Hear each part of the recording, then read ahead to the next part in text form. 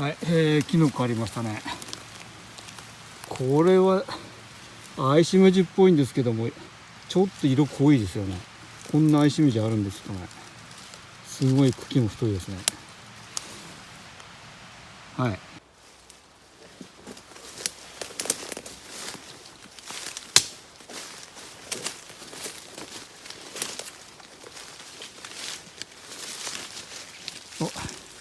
これはぬめりすぎたけもどきですね。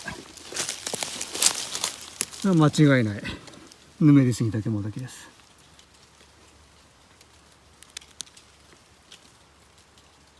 はい。ここ穴開いてますけど、多分この中虫入ってます。でもひょうきんでですね、これも天ぷらには向いてると思う。ああ、虫出てきましたね。この虫がいるんですよね。この虫が食うんですよ。あ、出てきました。はい。はい、ここはですね、ホームグラウンド3の中でちょっとした広場になっていてですね、バッタとか、トンボとか、昆虫の楽園になっているところです。ちょっとここでですね、昆虫取りに勤しみたいと思います。はい、まずはですね、羽のない、札幌吹きバッタ捕まえました。結構大きいですね、これね。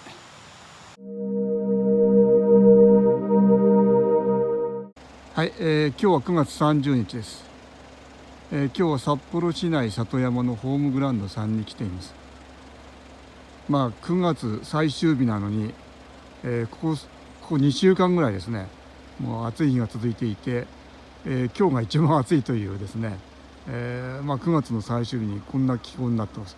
しかも湿度も高いということで、いつも通りのですね夜食材が取れるかどうか、非常に不安なんですが、そういう不利な条件でもですね、なんとか夜食材を探して歩くのが、夜食家としての、真骨頂ということで、めげずにですね、今日も、ここをぶらぶら歩きながら美味しい夜食材を探していきたいと思います。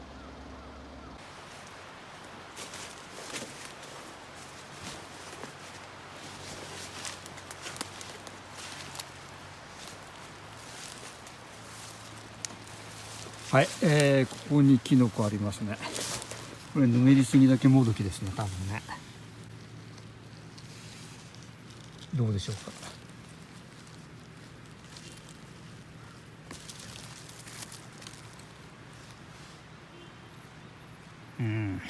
ちょっと厳しいですかね。ただここにですね、葉菌が数本出てます。でこれ置いとけばですね、多分数日でちょうど食べ頃になるんでしょうけど、私ここはもう多分1週間以上来る予定がないので、葉菌ですけども取ってっちゃいたいと思います。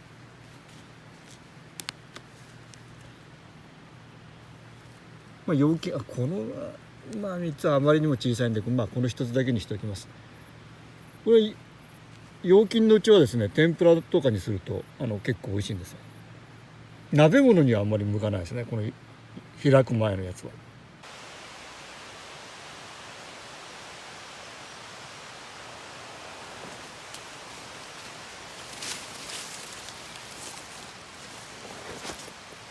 はい、キノコありましたね。これはアイシメジっぽいんですけども、ちょっと色濃いですよね。こんなアイシメジあるんですかね。すごい茎も太いですね。はい。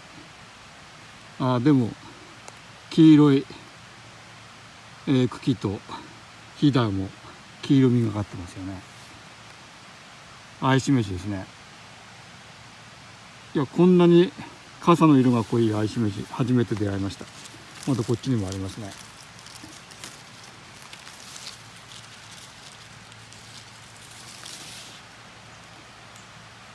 はい。傘の色が非常に濃いんですが、もう霜降りしめじに近い形になってますけども、これアイシメジでいいと思います。持ち帰りたいと思います。これとこれですね、3本。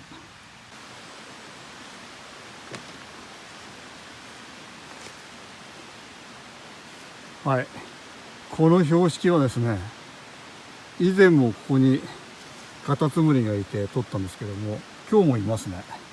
はい、ここに1匹いますね。ただちょっとこれ小さいです。でさらにですね、この上にもいますね。はい、ここにもいます。これもちょっと小さいですね。その上にいるこれは結構大きいですね。まあ大きいってもそれほどじゃないですけど、先の2匹に比べれば大きいので、これは取っていきたいと思います。はい。まあなんですかね。ホームグラウンド1にもカタツムリが集まる木があるんですけども、なんかあるんですね。はい、ここはですね、ホームグラウンド3の中でちょっとした広場になっていてですね、バッタとか、トンボとか、昆虫の楽園になっているところです。ちょっとここでですね、昆虫取りに勤しみたいと思います。はい、まずはですね、羽のない、札幌吹きバッタ捕まえました。結構大きいですね、これね。はい、次はですね、羽のある羽長吹きバッ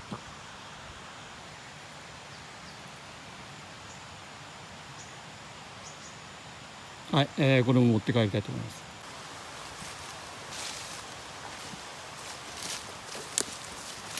はい、ここにお白石メジ生えてますね。ここは前もお白石メジ取ったところなんですけども、この1本だけです。ちっちゃいのはあるんですけども、はい、ちょっと匂い嗅いでみます。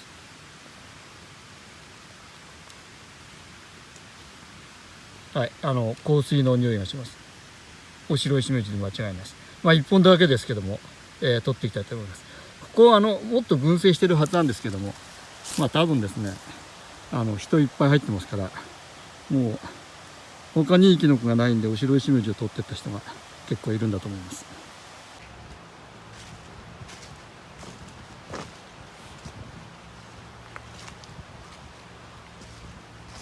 はい、これオオウバユリですね。もう実がですね熟して、もうすぐ種になって飛んでいくと思います。もう下の方の葉っぱ全部取れちゃってます。だからウバユリっていう名前がついてるんですけど、これ鹿にやられてないですね。素晴らしいですね。この辺やられてないんですよね。こっちもそうです。はい、こっちも、実がなってます。食われないで。あっちもですねあります。実は撮影してないですけども、この林道ですね沿いにオオウバユリたくさんあって、多くのものは食べられてるものももちろんあるんですけども、多くのものは今のように種が残ってます。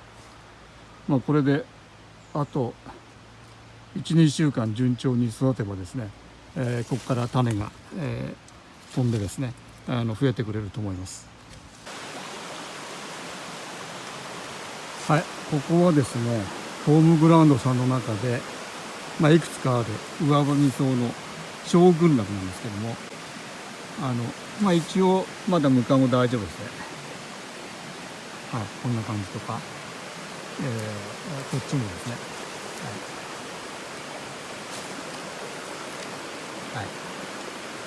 はい、ちょっとこのムカゴをちょっと取っていきたいと思います。はい、このくらい、一つかみぐらい取れまし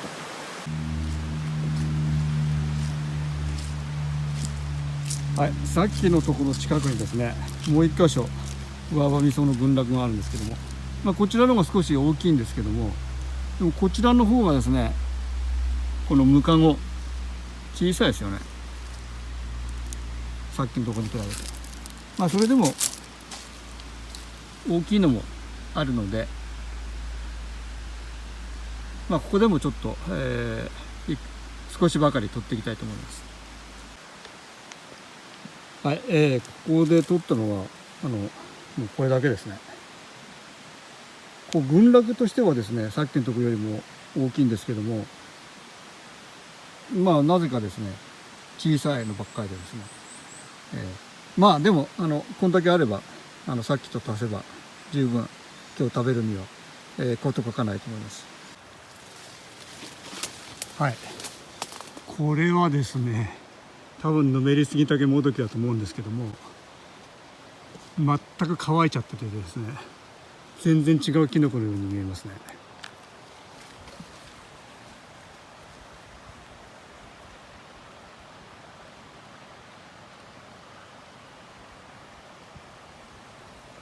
はい、まあ多分ぬめりすぎたけもどきだと思います。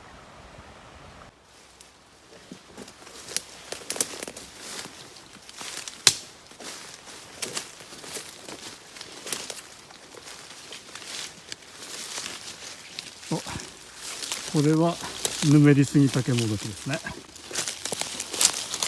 間違いないぬめりすぎたけもどきです。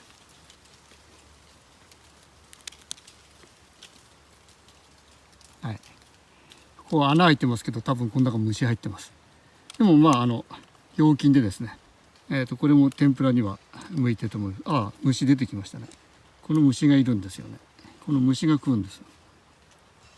あ、出てきました。はいはい、虫出しました。ちなみにですね虫なんですけども、このぬめりすぎたけもどきだけじゃなくてですね、もうムキタケとか茶なめつむたけとか、もうあらゆるものについてですね、こうやって穴開けてボロボロにしちゃうんですよね。でまあキノコ食べてるのでうまいんじゃないかと思って食べてみたことがあるんですが、非常にまずかったです。苦くてまずかったです。はい、近くの木にぬめりすぎたけもどき出てました。こちらはいいですよね。こちら陽菌で、まあ、虫いるかもしれませんが、このくらいの陽菌天ぷらにいいですよね。穴開いてるんで多分虫いますね。あとこっちにすごい大きいのがあるんですけども、これは多分もうボロボロでしょうね、虫で。はい、もう虫が食ってボロボロになってますね。まあ、これさすがにダメですね。もう洗ってる間にボロボロ崩れちゃいますので、こちらだけお持ち帰りしたいと思います。はい、ここ駐車してるとこなんですけども、そう工事してますよね。実はそこですね、バッタが結構飛んできて草がないので簡単に捉えられるんですけど、まあ、ちょっとこれでは、バッタ捕まえられないですね。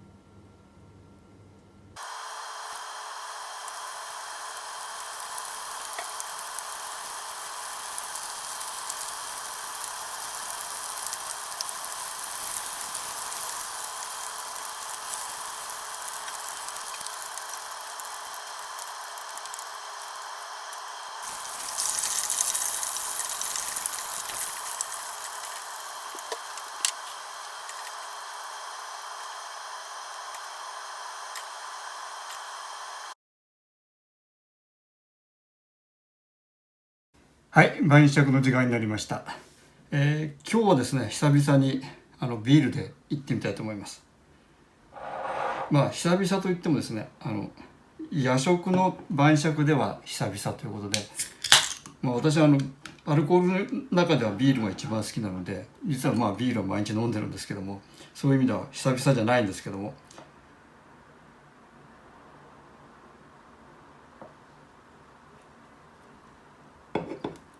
はい、それではいただきます。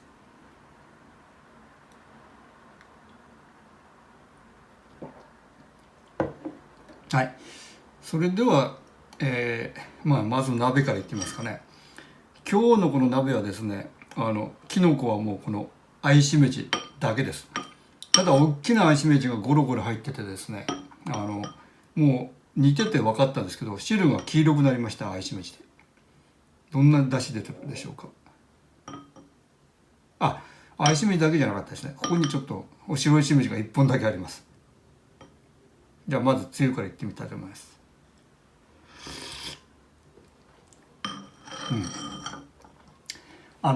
愛しめじのコクというか味が出てますね。でこの愛しめじなんですけども、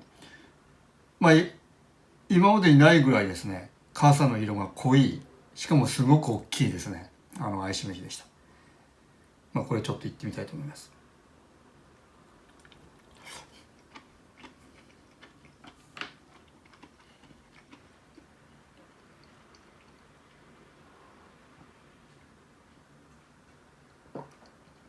愛しめじ美味しいですね、すごい。それでは、次、これお白いしめじ、今日のところはですね、お白いしめじが群生してなくてたった1本だけあったんですけども、用のお白いしめじ、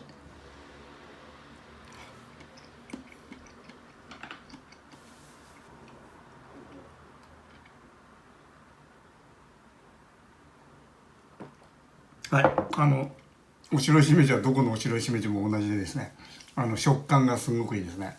プリプリシコシコっとした、多分キノコの中では一番ですね、お白いしめじが。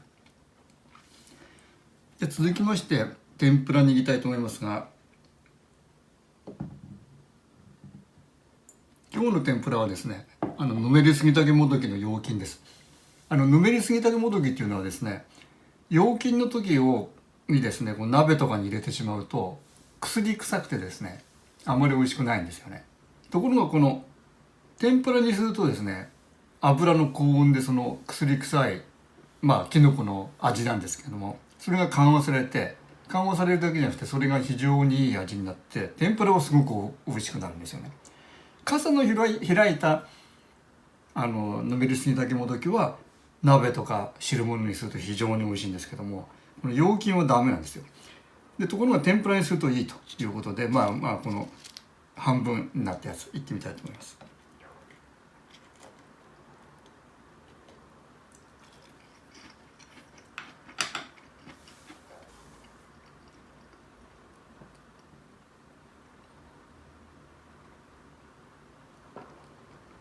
はい、やっぱりぬめりすぎたけもどき美味しいですよね。この陽菌を天ぷらにすると非常に美味しいです。でもう一つですね、ここにほこり竹が1個だけあるんですよ。1個だけ出てたんですよ。で面倒くさいからと思って実は撮影してないんで、ちっちゃいこのほこり竹ですね、取ってきたんですけども、ほこり竹を天ぷらにして食べるの初めてですね。あんまりそういう人いないと思います。どうなるでしょうか。ちょっと食べてみたいと思います。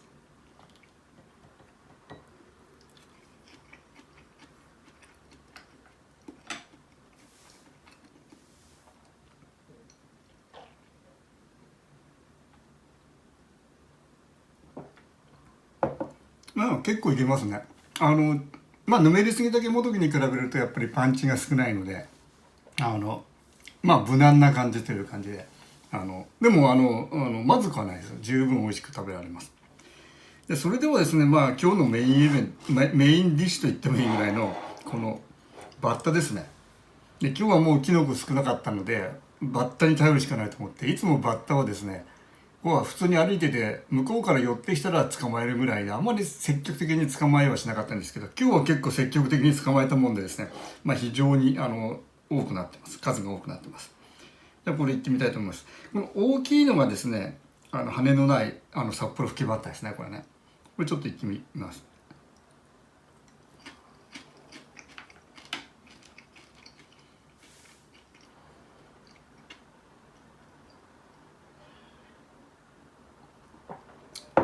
はい、いいですね。スナック感覚で食べられますね。羽のあるのが羽長吹きバッタですけど、同じなんですよね。味同じです。2匹ぐらい、ちっちゃいから2匹ぐらいいってみたいと思います。羽長吹きバッタです。羽のあるやつですね。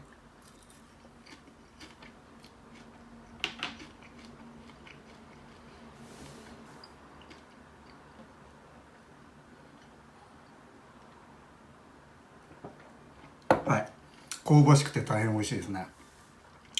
ビールにすごく合います。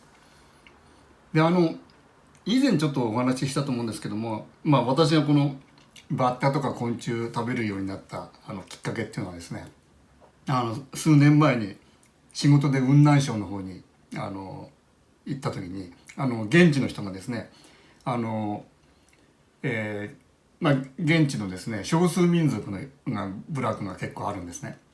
でそういう人たちがこうレストランを経営していて、そこに連れてってくれたんです。でそこでですね、このバッタの素揚げがこう皿の上にですね山のように出てきてですね、で食べたんですけども、これが美味しいのなんのってもう止まらなくなってですね、ビールにすごく合うんで、ガンガン食べたと。その話ちょっと前にしたと思うんですけども、これ続きがありましてですね、でその結構大きなですねレストランだったんですね。で席がですね、大きなテーブルの席が、2、30個あるようなもっとあったかもしれないですね、大きなレストランで、外にもあって中と外にあってですね、で周りを見渡しても、8、9割埋まってるわけです。盛況だったわけです。もうコロナのになんて起きる前の話ですから。でパーッと見渡すとですね、どこのテーブルにもそのバッタの唐揚げ素揚げがですね、こうみんなこうわーっとあるわけですよ。と一皿の中に、バッタが何匹いるか考えるとですね、100以上は絶対いるだろうと。少なく見積もっても100で、ざっとこう周りを見渡してですね、素揚げがバッタの素揚げがあるテーブルが、10以上はざっとありますよね。そうするともう1日にバッタがですね、数千匹はいないとやっていけないだろうと思ったわけです。ということは毎日数千匹のバッタを捕まえるってこれ大変なことなので、当然これ養殖してるだろうと思ってですね、現地の中国人の人にこのバッタは養殖してるのかって聞いたんです。そうしたらですね、その中国人の人はカッカッカッって笑ってですね、そんなバカなことはないと、外見てみなさいと、もう原野なんですよ、草原なわけですよ。もういくらでもバッタがいると。でそこから捕まえてくるんだよっていうわけです。そうは言ってもですね、その捕まえる手間、私今日これ捕まえるだけでも大変だったのに、それを数千匹毎日毎日営業してるわけですよね。いやそれはいくらなんでも無理だろうと、ちょっと猜疑心があってですね、それはないだろうと思ってたわけです。でこう食べ進んでみたらですね、ほとんどはイナゴのような形をしたバッタだったんですけども、たまにですね頭がシュッと鋭角になった少量バッタがたまに混じってるんですね。それを見た途端ですね、これは養殖じゃないと、外で捕まえてきてるんだということが、合点がいったという、話です。ちょっと余計な話がしました。今日はこのバッタの素揚げがたくさんあるので、そういう話をしたわけですけども、それではですね、あと、残りを、ビールを飲みながら楽しんで食べたいと思います。